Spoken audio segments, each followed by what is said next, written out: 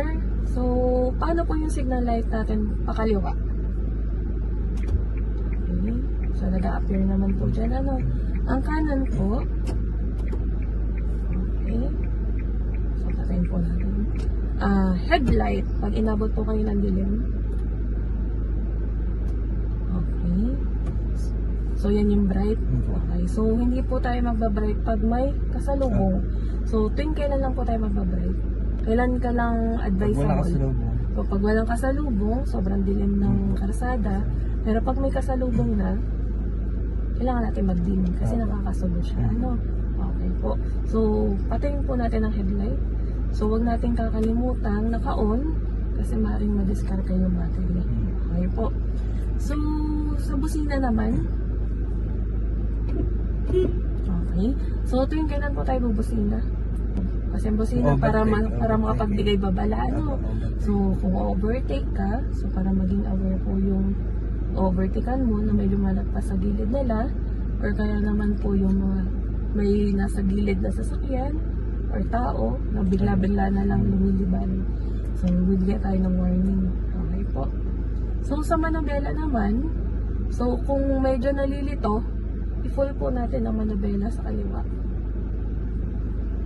Okay. So, wag lang magkukross yung kamay. Ayan lang ang iiwasan natin. Sige, turn po. Full turn po, kaliwa. Okay. So, para hindi ka malito, so basta tumutuwid na yung sasakyan, kailangan mo nang ibalik sa gitna. Ang manabela, bilang lang ng dalawa. Sige po. Isa. Dalawa. So, tuwid na yung gulong mo yan. So, para hindi ka kaliwa, pa ka na parang lasing, ano? Ganyan. Okay. So, nasan po yung hazard natin? Okay. So, tuwing kailan nga po natin gagamitin ng hazard? Pag tumatras, naka-parking.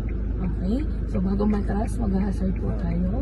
Tapos, pag po tayo ay pagpa-parking. Okay. So, isa pa po, ang hazard ay ginagamit din kung halimbawa biglang matulin yung andar mo, tapos hindi, biglang kailangan mo mag-full stop, either may biglang nakaharang sa karsada, or hindi mo napansin na meron palang lubak, or kaya po ay daanan ng tren. So, biglang magpo-full stop. So, kailangan natin mag-hazard sa mga sudden stop na ganyan para maging aware po yung nasa likod natin. Okay, sir. So, mag-start na po tayong umandar. So, pupunta po tayo doon sa pauna. So, ano po nga apakan nyo? Clutch. Okay. Clutch brake. Ano pong tatanggalin nyo muna?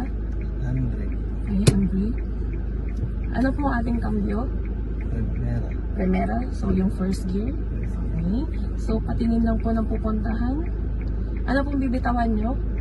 Brake. Brake and then Clutch. angat po natin nandahan para hindi biglang mamatay.